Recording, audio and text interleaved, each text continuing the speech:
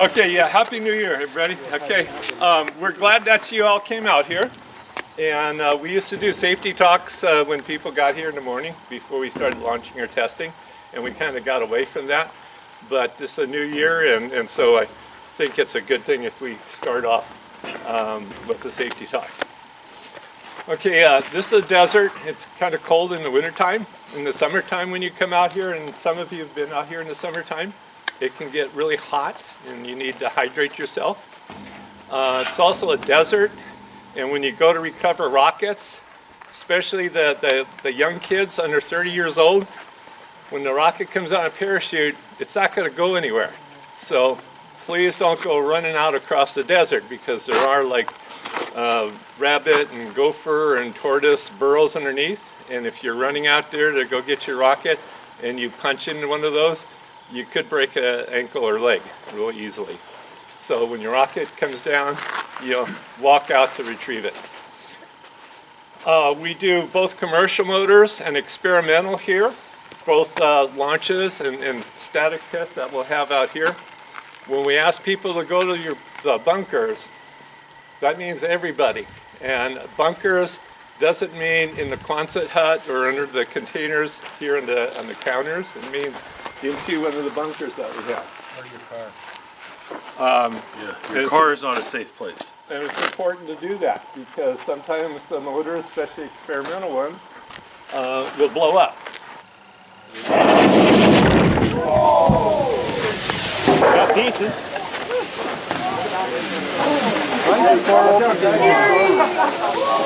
Oh my God.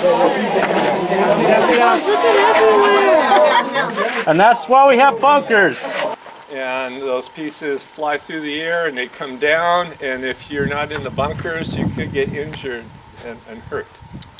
Another thing, when we launch rockets, sometimes they come down like a rocket.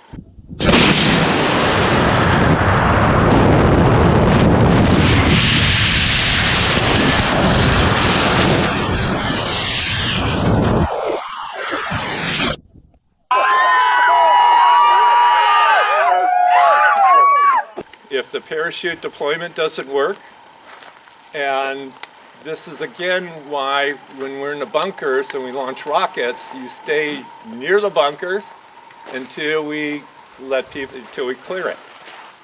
If we don't see an event like a parachute deployment, we're going to ask you to go back under the bunkers, because if we don't see a parachute, that means it's coming down like a rocket. And if it's a small rocket like that one out there, or almost any kind of rocket, if it's coming down and it's heading toward you, it's going to be really hard for you to see it, because it's just going to be like a little dot in the sky. It's not going to look like a rocket. It's going to be a little dot, and that dot will start getting bigger and bigger. That means it's coming for you. And so if we ask you to go to the bunkers, we need you to stay in the bunkers. What else am I missing? Water. Water. Okay, we have a lot of water in the Quonset hut. Even in the wintertime, it's dry out here. We had a lot of rain, and you can see the ground's drying out. So make sure that you hydrate yourself. If you get injured, let us know. Please come and let us know.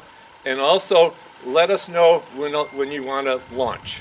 We can't just have people launching rockets without one of us knowing that the rockets are being launched. We usually do a 5 count with bigger projects, sometimes a 10 count.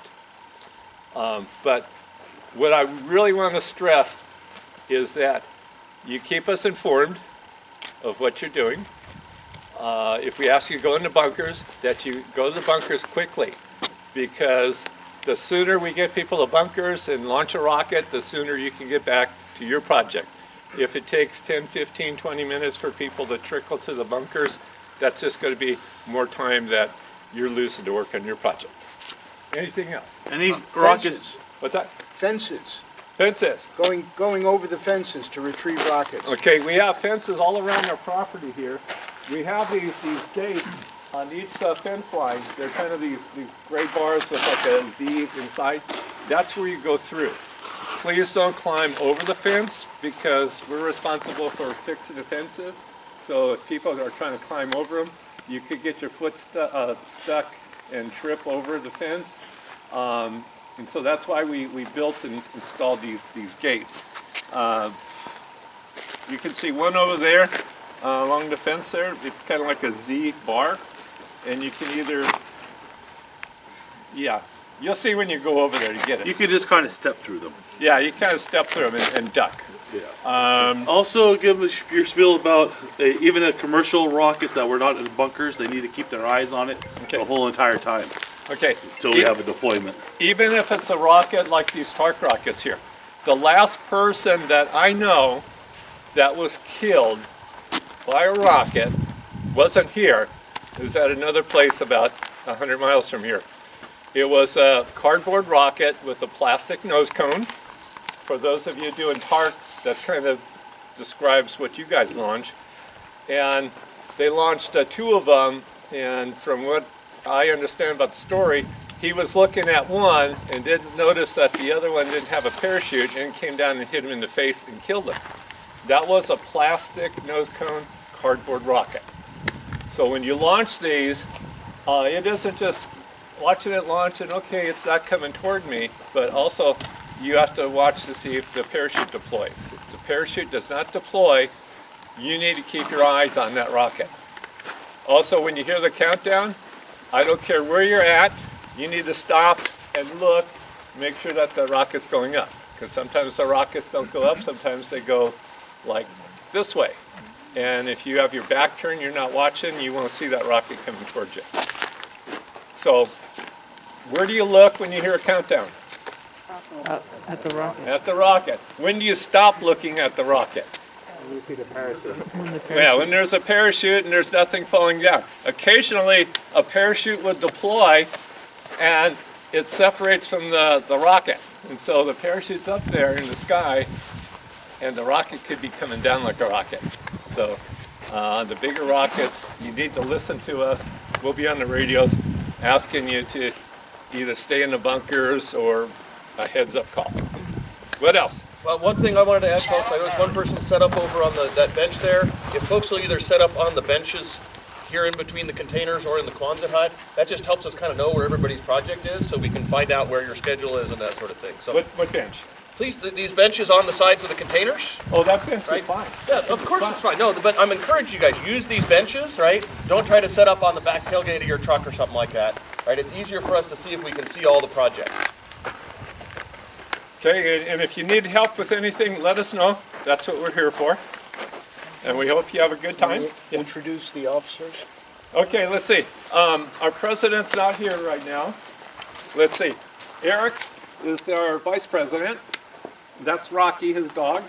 If you're eating food, Rocky will find you. This is Ted right here. Ted's our secretary, treasurer. No, secretary. Secretary. Okay. Then you need to. Okay. Secretary. Secretary. Yeah. Okay. Ted's our secretary. He actually does a lot of the maintenance around here, like keeping things working.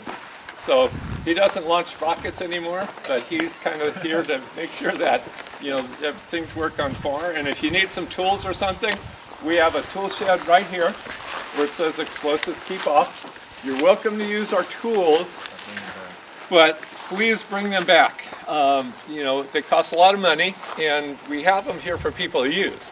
But a lot of times what happens is people are working on their rockets, they launch it, they go recover the rocket, and then they start packing up to leave, and they don't realize that they're packing up some of our tools.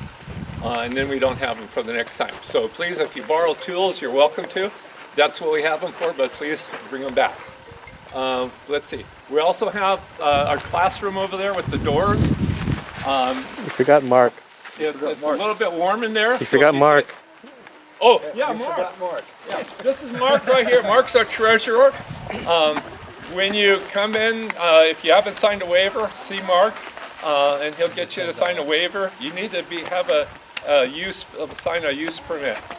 And $10. And $10. You see all this stuff? All this stuff isn't free.